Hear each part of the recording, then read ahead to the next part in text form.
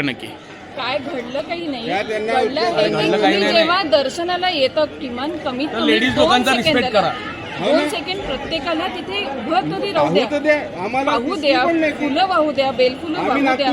तुम्ही गाभारत तर जाऊ देतच नाहीये, त्याची मान्यताही पण नाही, मागत पण नाही की आम्हाला आत जाऊ द्या. पण कमीत किमान तिथे उभं राहून नमस्कार करू द्या. मग आम्ही स्वतःच निघतो ना, आम्हाला पण दिवस तिथे बसायचं आहेच नाही. आम्हालाही कळतं की आमच्याही मागे भरपूर मोठी रांग आहे. तिथे कोणीतरी लेडी तर पाहिजे.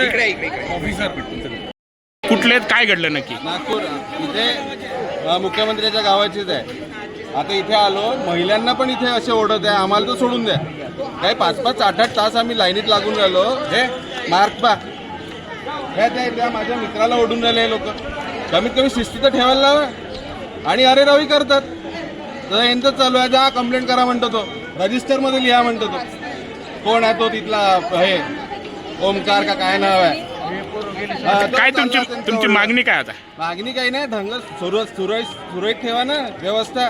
हात कशाला लावता तुम्ही? सरळ सांगा असे वा. सेक्युरिटी मंदिर गाभारातच लावली.